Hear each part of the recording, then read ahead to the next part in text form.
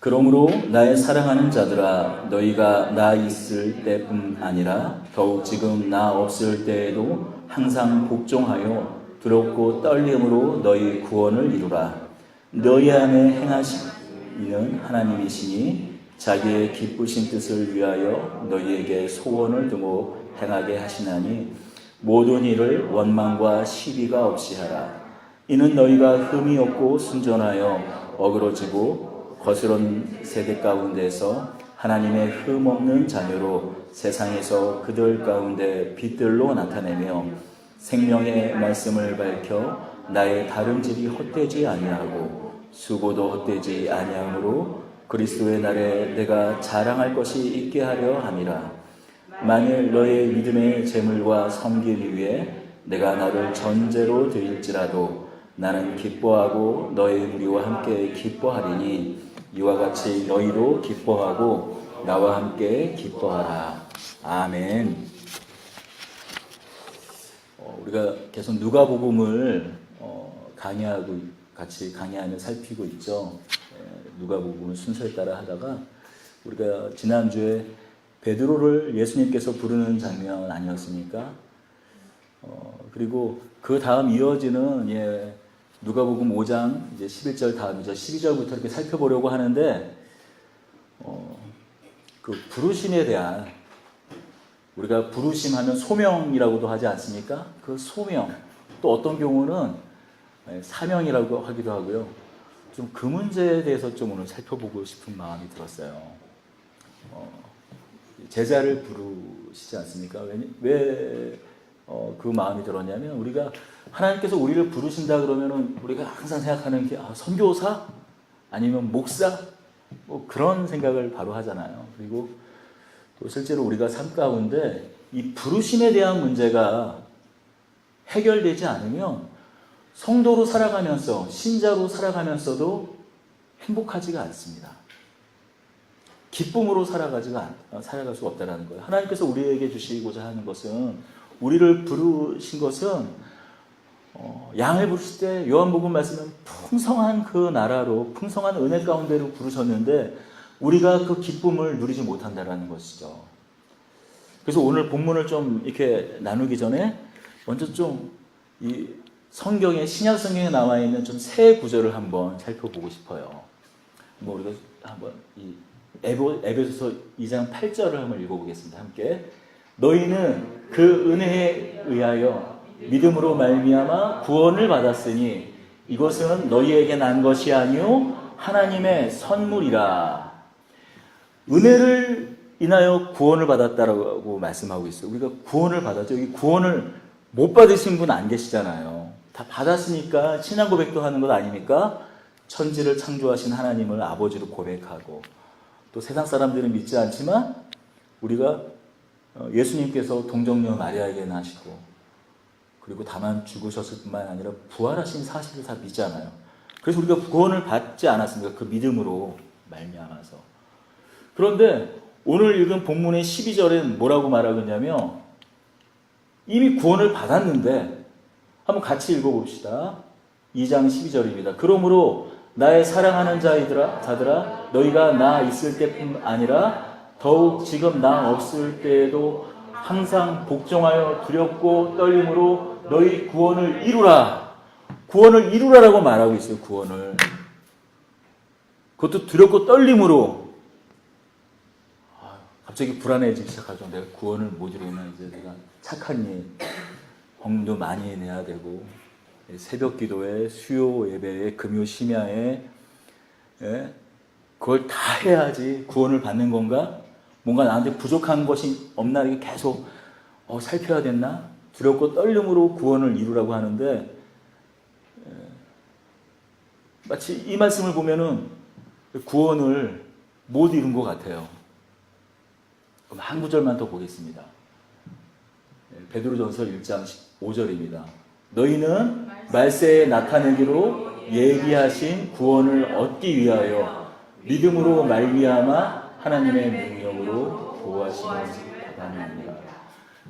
아니, 구원을, 방금 그 빌립보서 2장 12절은 구원을 받았나 헷갈리게 하더니만 이제 구원을 지금 이루는 것도 아니고 지금 열심히 뭔가 해서 이루는 것도 아니고 구원을 얻기 위하여 노력해야 된다라는 그런 무슨 말씀을 하는 것 같아요. 헷갈리죠. 사실 구원을 성경이 구원을 말할 때 세 가지 형식으로, 세 가지 시제로, 세 가지 어떤 의미로 우리에게 구원을 얘기해요. 우리 첫째 한번 좀 따라해 볼까요? 첫째, 받은 구원.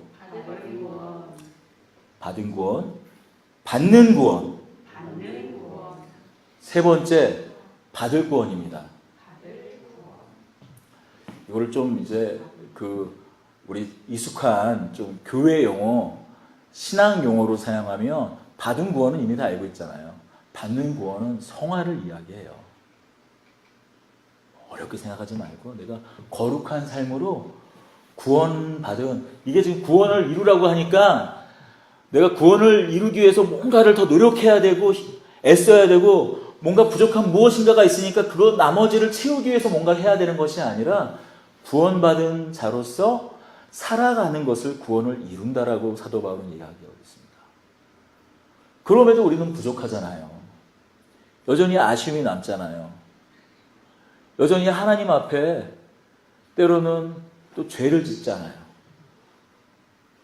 이렇게 예배를 잘 드리고 나서도 여기 주일날 주차장이 이렇게 넉넉하니까 큰 문제가 없는데 예배를 잘 드리고 나서도 주차장에도 싸우는 게 우리 아니니까 정말 그래요. 우리 그런 일 많이 봐요, 그냥. 그런데 그럼에도 불구하고 우리를 주님 앞에 나와서 그 심판대 서는 그때 예수께서 우리를 의롭다 하시는 것으로 다 깨끗하다고 하시고 우리를 하나님의 자녀라고 선포해 주시는 것. 그때 온전히 여전히 우리는 죄 가운데 씨름하지만 더 이상 죄 때문에 씨름할 일이 없어지는 그때 완전한 구원을 이루게 되죠. 그것을 우리가 받을 구원이라고 성경은 얘기합니다.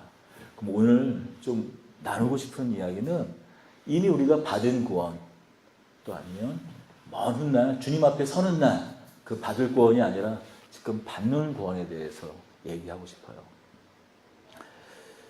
자, 오늘 13절을 다시 한번 읽어볼까요? 12절에 이어지는 너희 안에서 기쁘게 행하시는 이는 하나님이시니 자기의 기쁘신 뜻을 위하여 너희에게 소원을 두고 행하게 하시나니. 여러분, 이 구절을 좀 염두에 두고 말씀을 드리겠습니다. 우리가 구원을 받은 자로서 살아간다 할 때 구원을 받고 아무 일도 안 하고 살아요?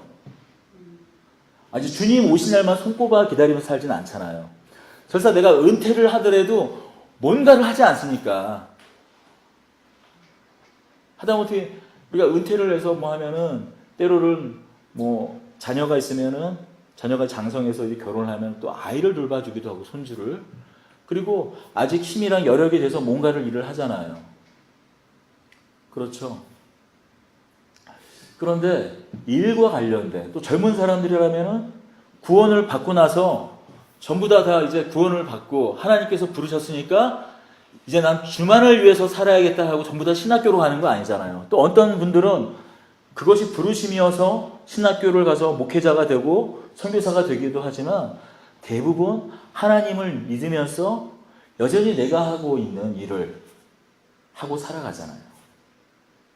그런데 바로 우리가 어떤 일을 하는 그것 때문에 직업을 갖고 살아가기 때문에 이 직업 때문에 생기는 문제들이 있습니다. 이게 무엇이냐면 우리가 대부분의 경우 어때요? 이 직업을 자신의 정체성으로 여기고 살아가요. 내가 어떤 일을 하고 사는가, 내가 어떤 직업을 갖고 살아가는가, 그것이 나의 정체성이 되고 나를 규정하는 것이 돼요. 예를 들어서 학교 선생님이에요. 그러면 대부분 어때요? 학교에서만 선생님이에요, 보면? 그렇지 않아요. 대부분 집에서도 선생님을 합니다. 그래서 여기에 혹시 남편 되는 분 중에 부인이 혹시 뭐 선생님이 아닌 걸로 다 알고 있어서 되게 혹시 또 모르는데, 모르지만, 남자들이 되게 힘들어하는 그 부인이 있어요. 아내가 있어요. 학교 선생님. 특별히 초등학교 선생님. 중고등학교 좀 난데 왜 그러냐면 선생님들은 특징이 학교에서만 아이들을 가르치려고 하지 않고 집에서도 남편을 가르치려고 들어요. 자꾸 교정하려고 하죠. 왜냐하면 오랜 시간 그것을 직업으로 갖고 있다 보니까 그것이 정체성이 되고 곧 내가 되는 거죠.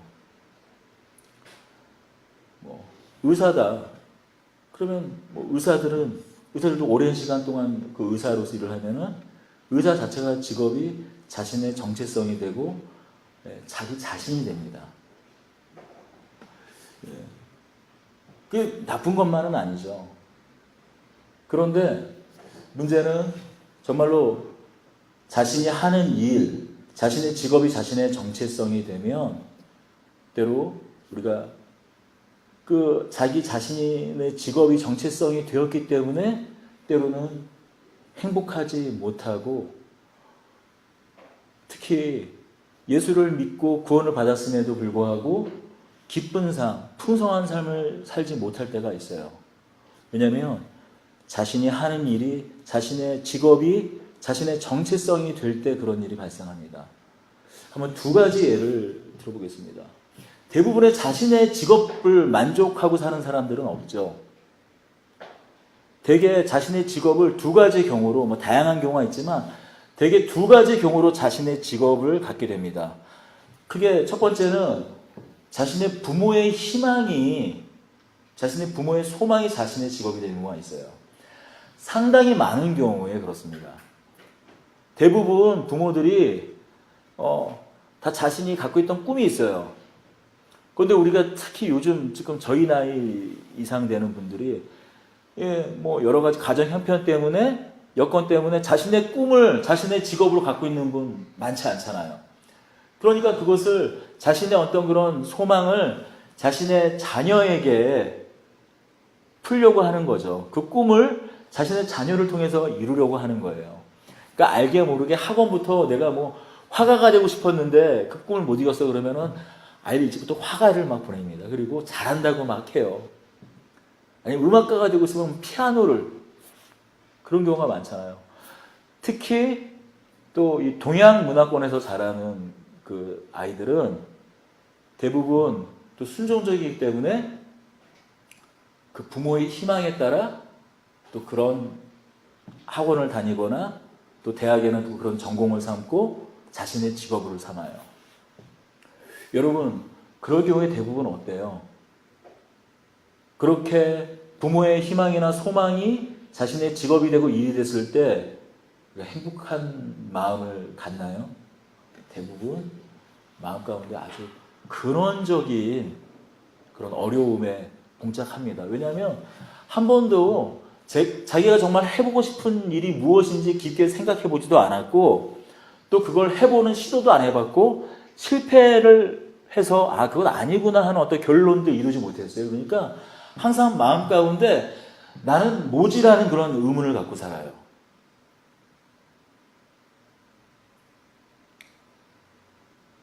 그러니 평생은 그 질문과 나는 도대체 왜 태어났지? 그런 질문과 물음 속에서 헤어나지 못하기 때문에 항상 마음 가운데 기쁨이 없는 것이죠. 그리고 항상 그 허망하고 허탈한 마음을 갖게 됩니다. 이 두 번째 경우예요. 뭐 요즘에 대부분 젊은 그 친구들은 뭐 예전 같지는 않죠. 다 자기가 생각하는 어떤 꿈을 일찍부터 어떤 갖게 돼서 그 꿈을 쫓아 살아가지 않나요? 자기가 하고 싶어 하는 일을 합니다. 그래서 정말 자기가 뭐를 좋아하는지 알고 그 길을 쫓아가서 결국에 그 일을 하게 됐어요. 자기가 좋아하는 일이 자신의 직업이 됐어요. 그러면 자신이 좋아하는 일이 자신의 직업이 되면 과연 행복할까요?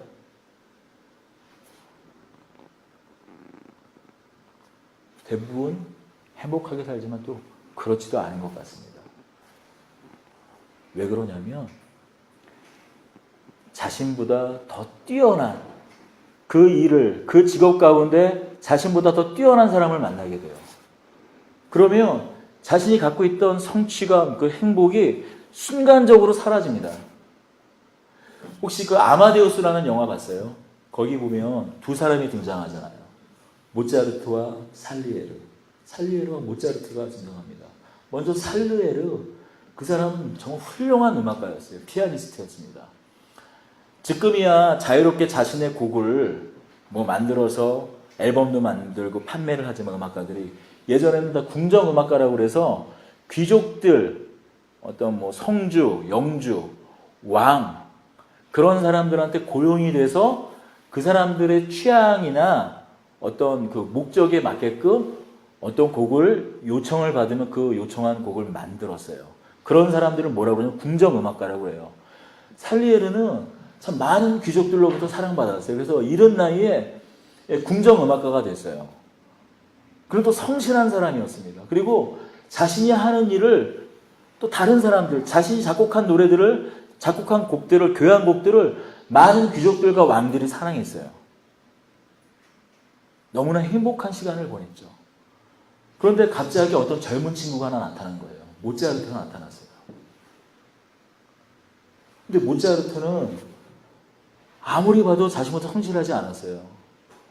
때로는 음란하기도 하고 방탕하고 술집 같은 데서만 다니고 연습도 제대로 안 하고 게으르고.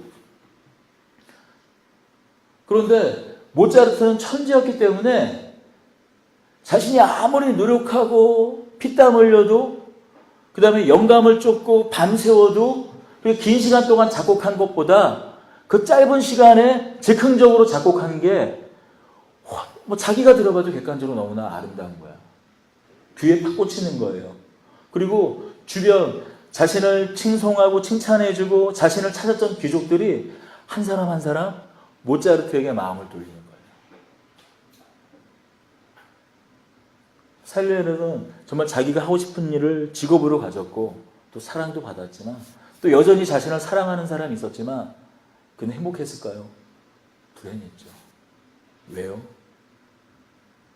자신의 직업이고 자신의 정체성이 되었기 때문입니다.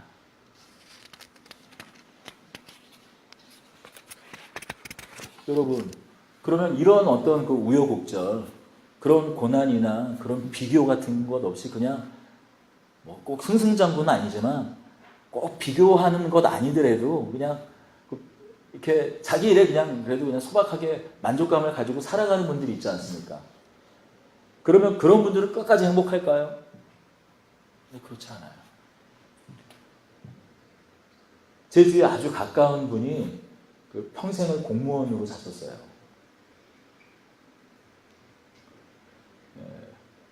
이 파주시의 공무원으로 사셨죠.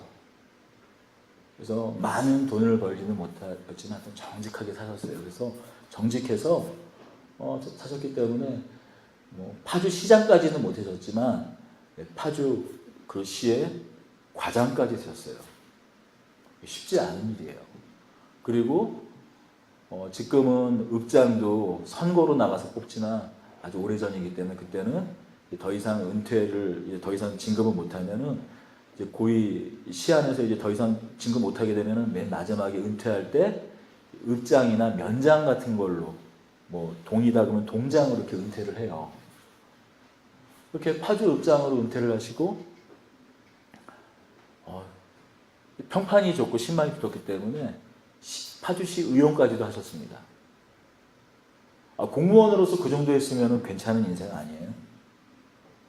그런데 은퇴하고 연세가 드시고 나이가 들고 처음엔 그 시에서 감사로도 불러주고 그래서 이 시에서 돈을 잘 썼나 이렇게 감사하는 글도 하고 그래서 누군가 또 때 되면 선거철이 되면 또 인사로 오고 후보들이 근데 점점 아무도 자신을 찾지 않으시는 거예요. 눈은 흐려지고 어느 순간부터 그 밝은 안색 그것을 잃어버리고 우울해하면서 남은 시간들을 보내는 것을 보게 됩니다.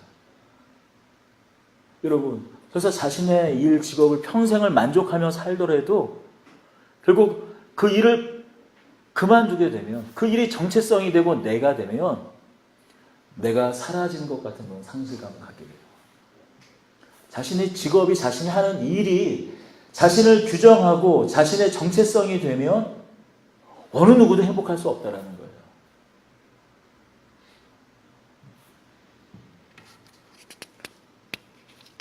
그렇다면 성도마저도, 우리가 하나님께서 구원하신 성도마저도, 하나님의 자녀마저도 그럴 수가 있다는 것입니다. 그렇다면 우리는 어떻게 해야 행복할 수 있을까요? 여러분, 내가 구원을 받았지만 오늘 우리 본문 보면 구원을 이루라고 말을 했는데, 오늘 이 주제에 맞춰서 좁게 얘기하면 결국 이 직업이 나를 구원할 수도 있고, 때로는 구원받은 자지만 마치 구원받지 못한 자처럼 좌절하고 낙심하고 절망 가운데 빠지게 할 수 있다는 거예요. 내가 하나님의 아들로, 하나님의 아들 예수 때문에 구원을 받았지만 나의 정체성, 나의 직업, 그것으로 만족을 못하고 계속 불행하면 마치 구원을 이루지 못한 사람처럼 살 수 있다는 거예요. 그럼 내가 어떻게 기쁨 가운데 살아갈 수 있는가? 만족함을 얻고 살아갈 수 있는가? 바로 그 해답이 13절에서 주어집니다. 우리 다시 한번 읽어보겠습니다. 너희 안에서 행하시는 하나님이시니 자기의 기쁘신 뜻을 위하여 너희에게 소원을 두고 행하게 하시나니. 여러분, 우리를 규정하는 것, 나를 규정하는 것, 나의 정체성은 나의 직업이 아닙니다. 내가 하는 일, 나의 직업이 나의 정체성, 나를 규정하는 것, 나의 존재를 설명해 주는 것이 아니라 하나님이 나를 어떻게 생각하시는가, 하나님이 나를 어떻게 부르셨는가가 바로 납니다. 여러분, 지금 소명에 대해서 얘기하고 있어요. 소명을 우리가 부르심이라고 하잖아요. 성경에 나와 있는 좀 소명에 대해서, 부르심에 대해서 몇 가지 좀 먼저 이해를 돕기 위해서 설명해 드리겠습니다. 한번 말씀을 나누겠습니다. 첫 번째, 소명이라는 것은 무엇일까요? 우리가 소명을 너무 어렵게 부르심, 사명 이렇게 신학적이나 아니면 교회 용어로 그냥 생각하지 말고 소명을 우리말로 말하면 부르심이에요, 부르심.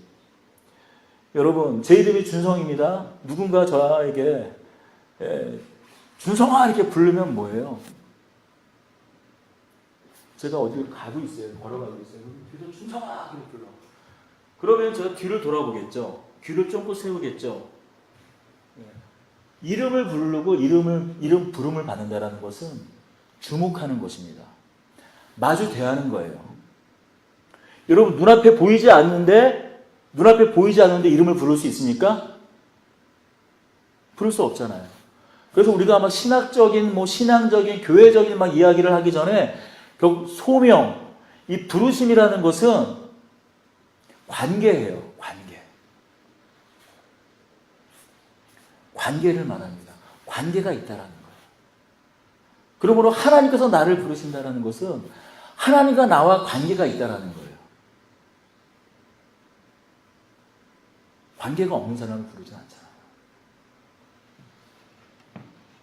그리고 이름을 부른다는 거에서 뭐를 의미하는가? 우리가 예수 이름으로 기도합니다. 그 다음에 아버지 하고 부를 때는 무엇을 말하는가? 임재를 의미한다. 그래서 임재. 우리가 예수 이름으로 기도합니다라고 했을 때는 우리 안에 이미 임재하신다라는 거예요. 아버지가 보이지 않아요. 하나님이 보이지 않지만 우리가 아버지 누군가 대상을 부른다는 건 내 앞에 있다라는 거예요. 그래서 전제한다라는 거예요. 꼭 이름을 부른다라는 것은 관계를 이야기합니다. 임재 그러니까 너무 어렵나요? 그냥 앞에 있다라는 거예요. 직면해서, 대면해서 앞에 두고 있다라는 거예요. 두 번째로 이름을 부른다라는 것은 그것을 만들어 간다라는 창조의 의미가 있습니다. 창세기 1장입니다. 하나님께서 빛을 낮이라 칭하고 어둠을 밤이라고 하나님께서 뭐라고 말씀하십니까? 창세기 1장에 빛을 부르시되 빛을 부르시되 낮이라 칭하고 어둠을 부르시되 밤이라고 말씀하시지 않으십니까? 그때 이미 부르실 때 뭐예요? 존재하지 않은 것이 창조됩니다. 부르심은 곧 창조를 의미해요. 그리고 그 이름을 부를 때 그 부른다라는 것은 그 존재의 의미와 목적을 규정합니다. 단순히 그냥 낮과 밤을 구분하기 위해서 빛이라 부르시고 어둠이라고 부르시는 것이 아니라 빛이라 부르는 순간에 그 빛의 그 존재, 그 의미와 목적이 만들어지는 거예요. 여러분, 그래서 하나님께서 누군가를 부르실 때 성경에서 그걸 부르실 때 그냥 부르시지 않잖아요.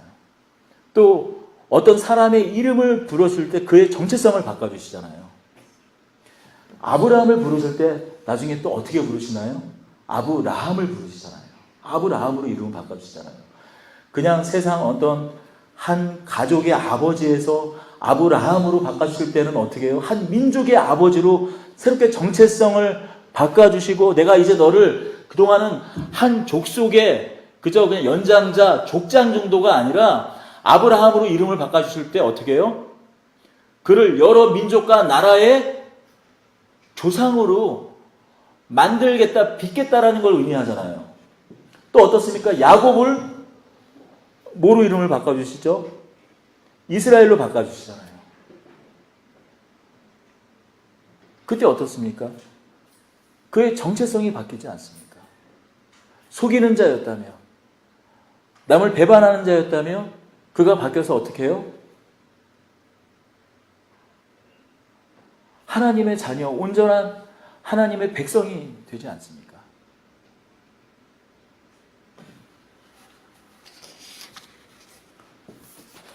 자, 이제 성경으로 넘어오자면 구체적으로 하나님의 부르심은 구원을 얻은 자로서의 부르심을 또 의미하죠.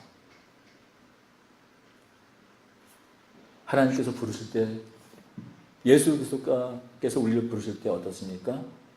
이제 더 이상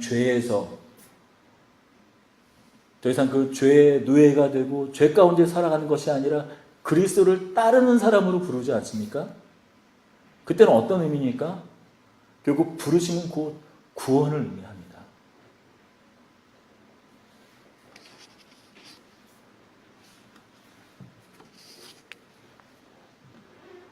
그래서 성경엔 특히 사도행전에서는 구원받은 자들을 그리스도인이라고만 말하지 않고 어떻게 해요? 그 도를 따르는 자라고 말하잖아요. 부름받아서, 예수께 부름받아서 그 도를 따르는 사람이라고 말하고 있습니다. 자, 소명에 관련된 그 네 번째, 그것은 무엇입니까? 우리가 대부분 이해하고 있는 일로서의 부르심, 하나님의 부르심에 따라 구체적인 섬김과 직업으로의 부르심이 바로 또 소명을 말합니다. 이 보면 신약 성경을 보면 바울이나 베드로와 같이 전적으로 하나님의 일을 하는 사람 말고도 베드로나 아니면 사도 바울을 도왔던 사람이 있잖아요. 직업을 가지고 도왔던 사람이 있습니다. 빌립보에서 만났던 루디아 같은 사람은 어때요? 옷감 장사였잖아요. 자주색 옷감 장사 루디아 아니었습니까? 루디아는 바울을 계속 도우면서 살았지만 그의 직업을 버렸다라는 성경에 기록이 없어요. 여전히 계속 도우면서 자신의 직업을 갖고 도우면서 살아갔어요. 또 우리가 잘 알고 있는 브리스길라 아굴라는 어때요? 바울과 마찬가지로 천막을 만드는 것 자신의 직업으로 삼지 않았어요? 계속 그 일을 하면서 살아갔어요. 그는 그리스도의 제자였지만 여전히 천막 만드는 사람이었다는 것이죠. 분명히 우리가 하나님의 부르심을 받았지만, 구원받은 자녀로서의 부르심을 받았지만 세상을 섬기는, 그런 일로서 구체적인 직업을 갖고 세상에 살아간다는 것이죠.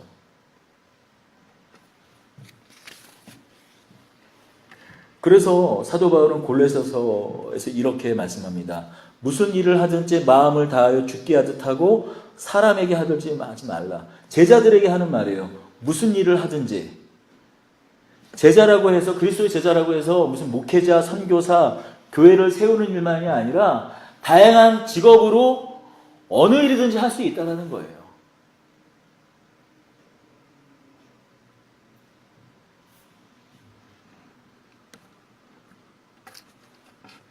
그렇다면 정리하자면 첫 번째, 두 번째 소명이 그냥 어떤 일반적인 소명에 대한 것이라면 바로 세 번째, 네 번째가 소명의 핵심에 해당하죠.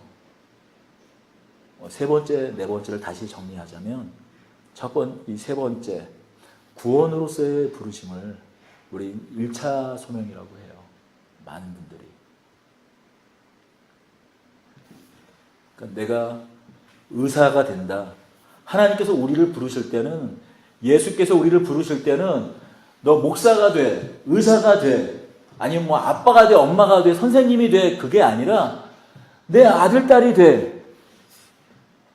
그리고 나를 위해서, 나를 향해서, 나를 통해서 사는 사람이 돼. 그거로의 부르심이 돼요. 다른 말로 하면 뭐예요? 신자가 돼. 성도가 돼. 제자가 되라는 말이에요. 구원받은 자녀, 구원받은 백성으로의 부르심이 바로 1차 소명을 이야기합니다. 그러면 이제 우리가 사명이라고도 말하는 어떤 일, 어떤 일을 하고 사는가.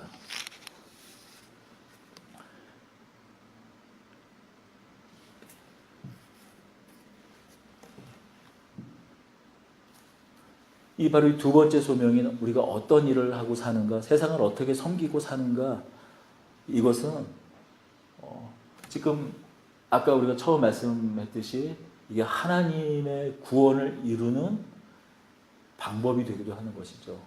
우리가 2차 소명으로 어떤 일을 하고 사는가, 어떤 섬김을 하고 사는가, 이것은 곧 하나님의 창조 사역에 같이 함께 일하는 것을 의미하기도 해요. 여러분, 지금 창조가 멈췄을까요? 멈추지 않았을까요? 하나님의 창조가 이제 끝났다. 뭐 손들지 마시고, 틀리면 창피하니까 발가락을 한번 꼼지끄는 거예요. 하나님의 창조는 7일 동안 창조하시고 창조가 끝났다. 아니다, 창조는 여전히 계속되고 있다. 창조는 여전히 계속되고 있어요. 여러분, 지금도 별이 탄생합니다.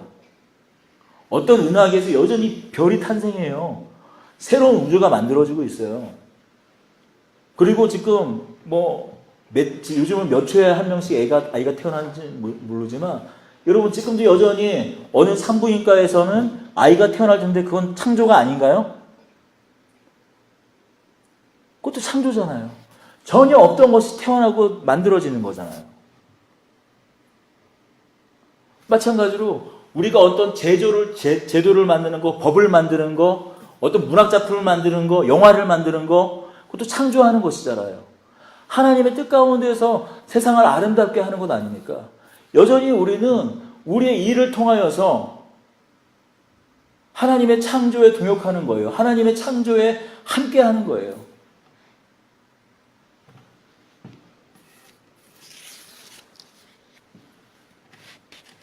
그래서 우리가 하나님께서 우리를 부르셨을 때 반드시 기억해야 될 것은 무엇인가? 하나님께서는 우리를 무엇을 하는 일, 세상을 어떻게 섬기고 그것을 부르기 전에 우리를 그분의 아들로, 딸로, 그저 믿는 자로 부르셨다는 것을 기억해야 합니다. 그 안에서 우리가 자유로워질 수 있어요. 그리고 그렇게 부르신 자들에게 하나님께서 오늘 13절 말씀에 따르면 하나님의 그 기쁘신 뜻을 위하여 마음에 소원을 주신다는 거예요. 내가 부모의 뜻, 부모의 소원이 아니라 그리고 야, 뭐가 전망이 있고 내 소질은 이러니까 이걸 해야지. 그것도 좋지만 하나님께서 하나님의 기쁘신 뜻, 하나님께서 그 마음을 언제부터 품으셨는지 모르지만 어쩌면 창세 전부터, 세상을 창조하시기 전부터 하나님께서 계획하셨던 나를 위한 그 기쁘신 뜻을 마치 뭐 로봇에게 명령하듯이 명령하는 것이 아니라 그 뜻이 나의 뜻이 되도록, 하나님의 꿈이 나의 꿈이 되도록, 하나님의 비전이 나의 비전이 되도록 그것을 우리에게 주신다는 거예요. 그 기쁘신 뜻을 위해서 우리에게 소원을 준다고 말하고 있습니다. 이 소원은 욕망이에요. 영어로 하면 디자이어예요. 디자이어. 소욕, 갈망. 근데 그 갈망이 세상의 욕망이 아니라 하나님의 주신 그 꿈 가운데 내가 거룩한 욕망, 거룩한 욕구, 마음의 소원을 주신다는 거예요. 그걸 달리 말하면 계시라고도 말할 수 있을 것입니다. 그래서 그런 꿈을 줄 때 인생이 바뀌는 사람들이 있어요. 대표적인 사람이 누군가. 우리는 세상 사람들이 많이 잊고 있지만 1700년도 사람이 있어요. 우리가 만유인력, 사과가 떨어지는 그 만유인력을 발견했던 아이작 뉴턴만 기억하고 있지만 존 뉴턴이라는 사람이 있었습니다. 대영제국, 해가 지지 않는 영국이 우리나라 대표적인 산업이 반도체 아닙니까? 반도체가 있다면 우리나라 반도체가 거의 우리나라 이 GDP 한 3분의 1 정도를 차지를 해요. 근데 당시에 17세기에 영국의 총 산업의 거의 3분의 1이 아니라 거의 절반을 넘도록 차지하는 규모의 산업이 있었어요. 노예무역이에요. 노예무역이 영국 산업의 거의 절반가량을 차지했었어요. 그래, 선원의 아들로 태어나서 노예무역을 하던 사람입니다. 존 뉴턴은. 우리가 잘 알고 있는 찬송, 어메이징 그레이스요. 나 같은 죄인 살리신 그 은혜 놀라와. 그 곡을, 그 찬송을 작곡한 사람이 누군가? 바로 존 뉴턴이에요. 그는 목사였습니다. 그런데 그는 원래 어떤 일을 하던 사람이었는가? 바로 그 노예무역으로 큰 부를 입었던 사람이에요. 어느 날 그 엄청난 산선에 그 수백 명의 노예를 그 안에 거의 짐짝처럼 꾸겨놔서 싣고 오다가 풍랑을 만납니다. 거의 죽어요. 그 풍랑 가운데에서 하나님을 만나게 돼요. 그래서 자신이 그동안 살아왔던 삶을 돌이킵니다. 그래서 그는 자신의 삶을 돌이키고 목사가 돼요. 노예무역상, 사람들의 생명을 노예로 전락시키게 하는 하나님이 주신 그 자유한 그런 생명들을 노예로 만들어버리는, 어떻게 보면 그 하나님을 대적하는 삶 아니에요. 그 삶에서 하나님께서 부르신 목회자가 됩니다. 또 어떤 사람이 있습니다. 영국의 한 사람입니다. 윌리엄 윌버포스라는 사람이 있어요. 이 사람은 좀 더 몇십 년 후에 태어난 사람이에요. 이 사람은 25살에 회심을 해요. 하나님을 만나고 예수님을 만나고 이 사람 역시 나도 목회자가 되겠다고 생각을 해요. 그래서 당시에 유명하고 존경받았던 그 존 뉴턴 목사님을 만납니다. 저도 목사가 되고 싶습니다라고 말해요. 그런데 이 존 뉴턴이 말합니다. 나는 자네가 정치인이 되길 바라네. 목사만 하나님의 일이 아니고 이 정치를 통해서 이렇게 억압받는 노예들을 해방시키고 그리고 이 노예무역을 금지하는 그런 법을 만드는 그런 일을 정치인이 되어서 해서 하나님을 기쁘게 하면 어떤가, 그런 이야기를 하는 거예요. 그래서 그가 기도하다가 목사나 선교사가 되는 것이 아니라 정치에 투신합니다. 그래서 계속 그가 정치인이 되고 나서 계속 노예무역을 금지하는 법을 계속 입법부에 상정을 해요. 그러나 과연 그게 금방 그 노예무역이 폐지되고 금지됐을까요? 아니요. 수십 년이 지났어요. 생각해 보세요. 그 노예무역이 그 나라 경제의 반을 차지하고 있어요. 그 일에 걸려있지 않은 사람이 없는 거예요. 선주를 하든지 그 배에 오고 가는 그 밑돈을 투자하는 투자자든지 아니면 선원으로 일하든지 아니면 노예를 갖고 왔을 때 그 경매하는 그곳의 경매장에서 뭐 심부름이라도 하든지 다 그렇게 얽혀 있는 거예요. 얼마나 많은 사람들이 그 법이 폐지되는 것을 반대하려고 로비를 하겠습니까? 그러나 결국에는 1807년도에 노예무역이 폐지가 되고 아마 그가 그냥 목사가 되었다면 아마 존 뉴튼경보다 훨씬 훌륭한 목사가 되었겠죠. 그가 선교사가 되었다면 훨씬 더 훌륭한 선교사가 되었겠죠. 그러다 그는 정치인이 되어서 하나님의 뜻을 이룰 수가 있었던 것이죠. 그러면 우리가 하나님이 부르셨을 때 꼭 우리가 갖고 있는 생각이 있습니다. 어떤 일은 영적인 일이고 어떤 일은 세속적인 일이라고 생각을 해요. 여러분 생각해보면 정치처럼 세속적인 일이 어디 있어요? 사람들의 마음을 얻으려고 막 그런 일 아니에요. 표 달라고 하고 얼마나 세속적인 일이에요. 하지만 그 일이 하나님의 뜻에 부름받아서 하나님의 뜻을 이루는 도구로 사용되었을 때 얼마나 거룩한 일입니까? 사람이 하나님의 형상과 모양으로 만들었다고 하지 않았어요? 하나님의 형상과 모양으로 만든 그 사람을 노예화시키는 거, 그거야말로 하나님을 대적하는 일 아니에요. 그래서 그 원천적으로 그 노예를 해방하기 이전에 그 노예 무역 자체를 금지하는 법을 만드는 거 하나님이 기뻐하시는 일 아닙니까? 그것이야말로 영적인 일 아니에요? 우리가 어떤 일은 영적인 일이고 어떤 일은 세속적인 일이다 구분을 짓지만 하나님 안에서 하나님의 그 기쁘신 뜻을 위하여 그 일이 사용된다면 모든 일은 영적인 일이고 하나님의 일이라는 거예요.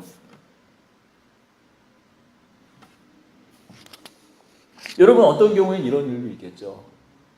내가 하는 일은 너무나 하찮은 일이에요. 그래서 주부예요, 주부. 대부분 뭐 주부라고 여성분들이 주부라고 그래서 자신의 꿈이 없었어요. 막 뭐 어떤 디자이너를 하다가 사람들한테 인정받는 그런 디자인을 하다가도 갑작스럽게 아이가 생겨서 결혼을 해서 급작스럽게 그냥 직업을 놓잖아요. 그러면 한 1년 정도 지나서 다시 취직하려니까 경력이 단절해서 재취업이 안 되는 거예요. 그러다 보니까 나는 여전히 실력은 녹슬지 않고 나는 여전히 일을 할 수 있는데도 불구하고 그저 아이를 키우는 그냥 주부가 되고 말았어요. 그러면 그게 아무 의미 없는 일인가요? 아니요. 하나님 안에서 그 자신의 일이 새롭게 리뉴얼이 된다는 거죠. 새롭게 된다는 거예요. 여러분 가정이 얼마나 귀합니까? 가정이 얼마나 귀해요. 가정은 하나님께서 맨 처음에 창조하신 제도가 뭘까요?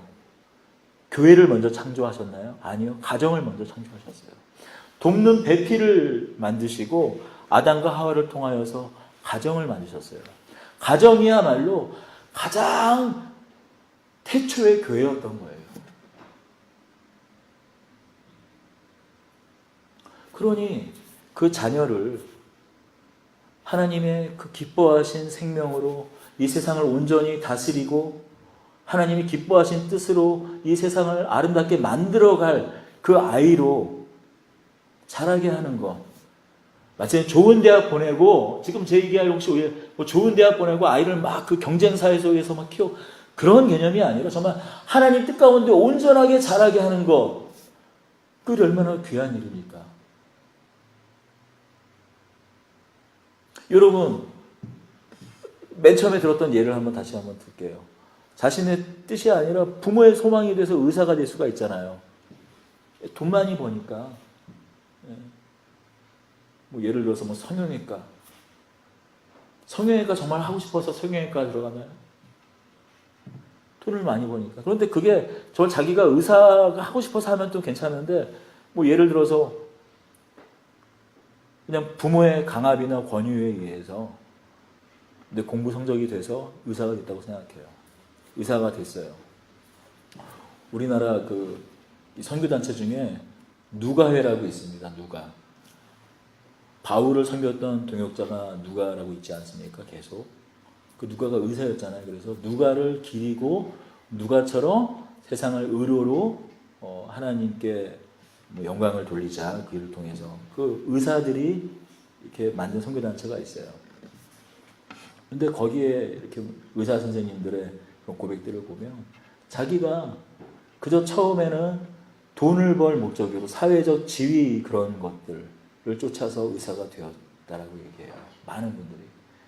근데 주님을 만난 다음에 자신의 일을 새롭게 발견했다는 것이죠. 학교를 다닐 때 자신이 배우는 이 의술이 물론 이 생명을 살리는 일이고 의사 면허를 받을 때 손을 들고 히포크라테스 선서도 했지만 정말 내가 하는 일이 고귀한 일, 생명을 살리는 일이라는 그 가치를 모르고 그 일을 했다라는 거예요. 그런데 정말 예수를 믿고 하나님 안에서 내가 지금 얼마나 귀한 일에 부름 받았는지 새롭게 알게 됐다라는 거예요.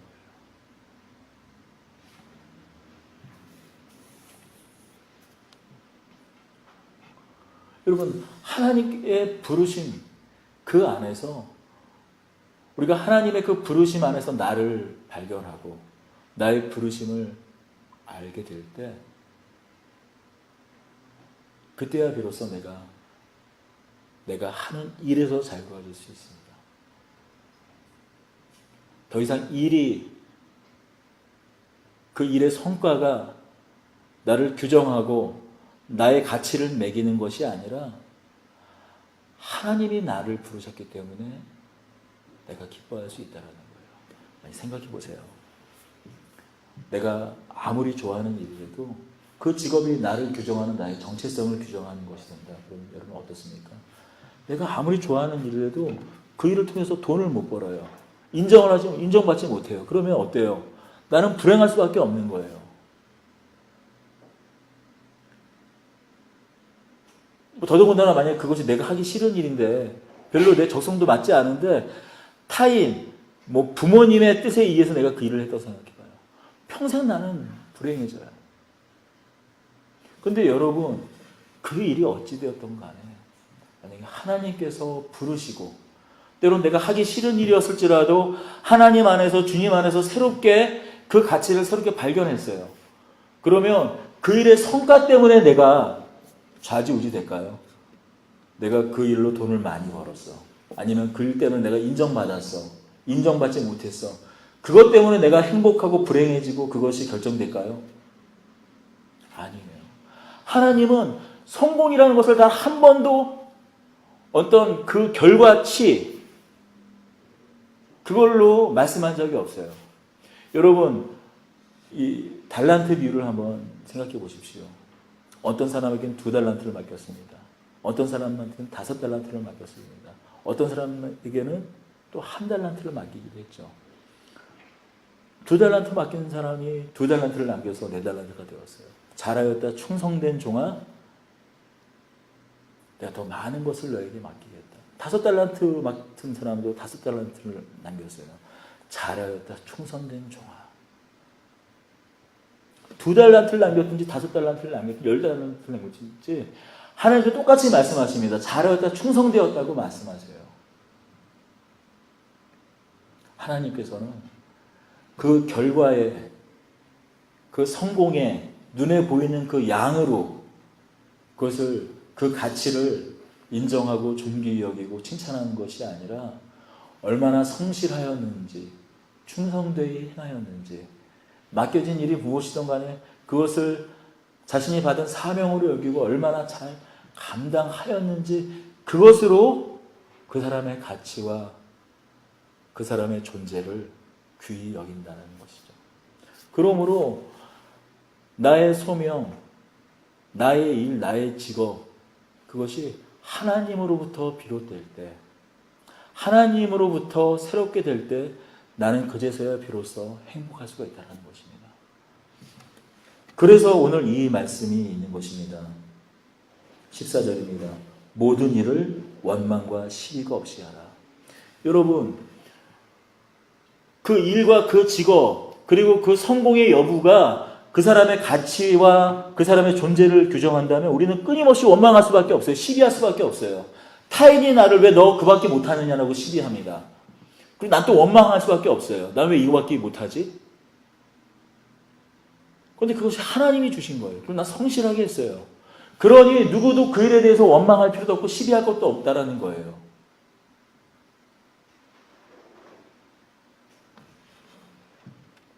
그러니 우리가 그 안에서 참된 기쁨을 누릴 수가 있는 것이죠.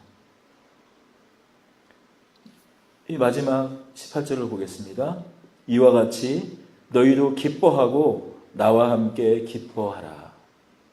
그래서 사도 바울이 나와 함께 기뻐하라고 얘기하고 있지만 여러분 여기서 기뻐하시는 이는 사도 바울 한 사람일까요?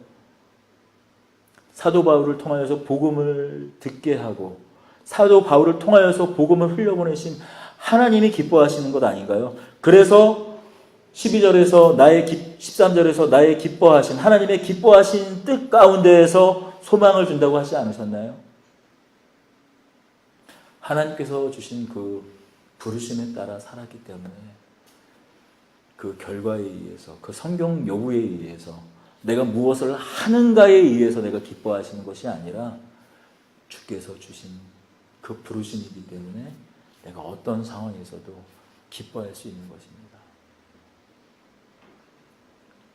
그래서 내가 전혀 생각지 않은 일을 한다고 하더라도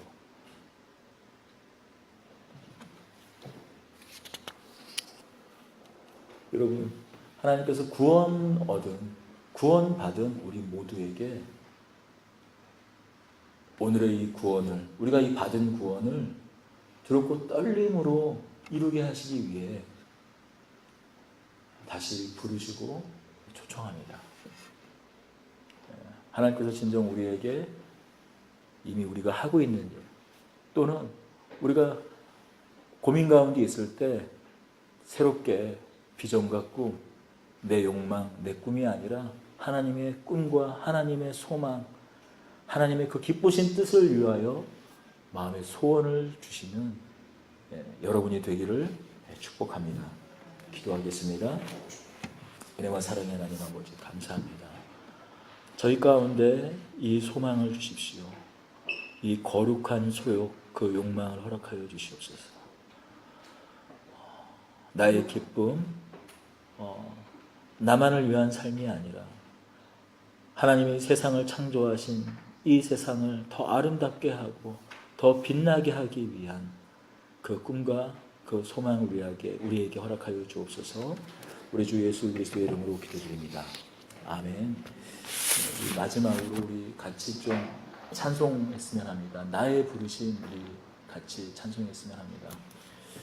네, 한 가지 이 곡을 부를 때마다 제 안에서 항상 좀 오해하지 않았으면 하는 그런 대목이 있어요.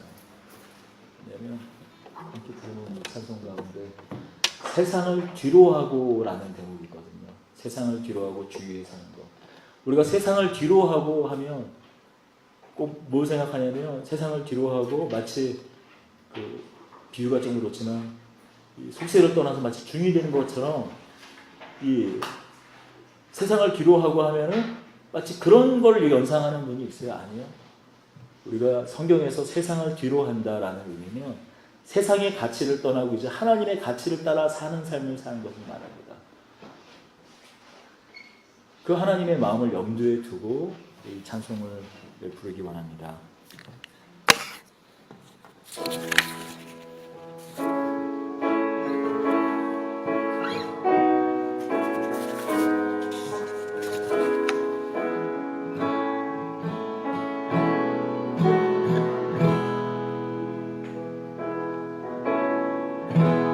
나의 부르심 나의 영원한 소망 예수님의 형상을 담는 것 나의 목적 나의 높은 부르심 세상을 위로하고 주 위에 사는 것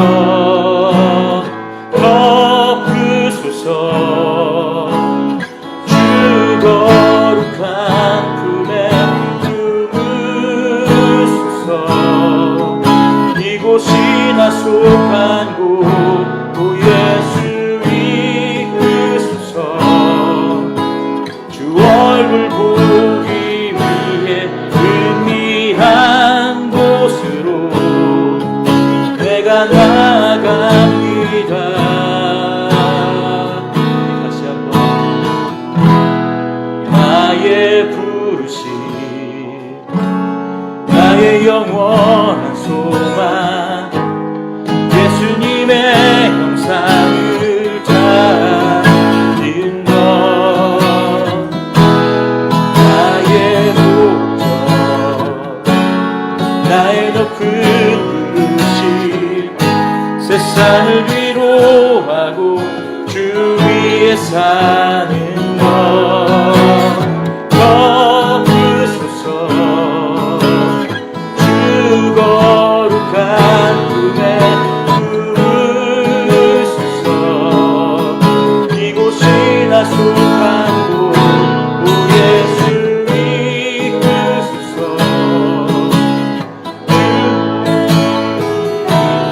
거룩한 것으로 내가 나갑니다.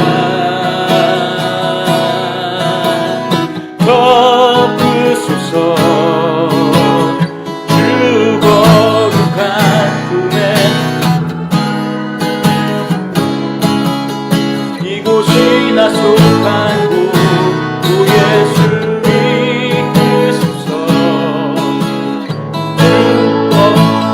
주 위에 은밀한 곳으로 내가 나갑니다.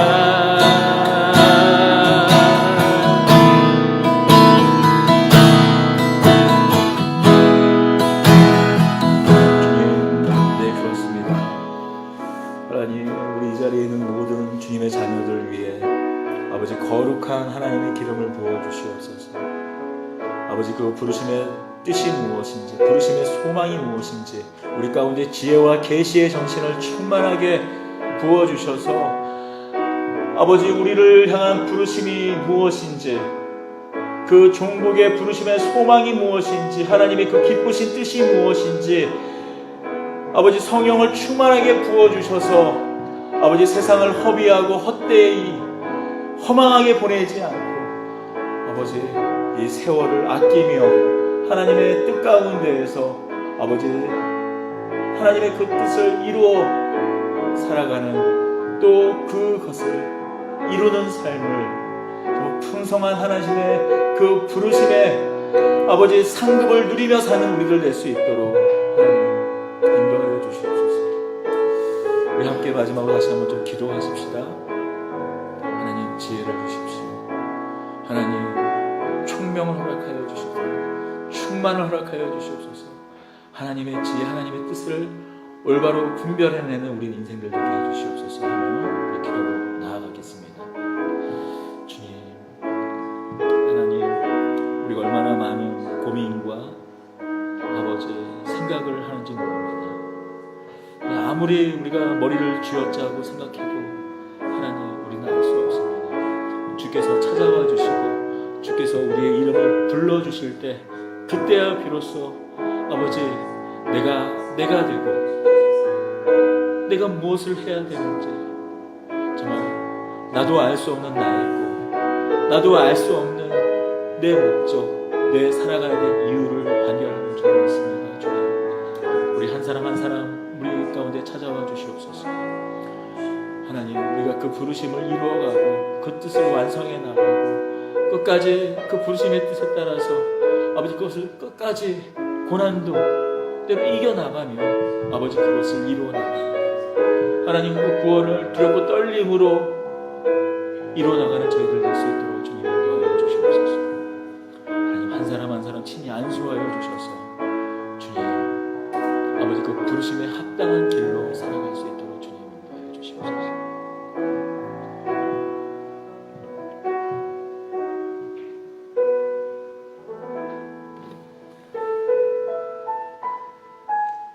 이제는 하나님 아버지의 극진하신 사랑과 우리를 부르시되 그 아들을 십자가에 내어주시까지 우리를 불러주신 그 은혜와 이 시간 지혜와 계시를 그 지혜와 계시의 정신을 풍성하게 부어주시는 성령의 역사하심이 이제로부터 더드림 교회와 온 성도들 위해 영원토록 함께 있을지어다.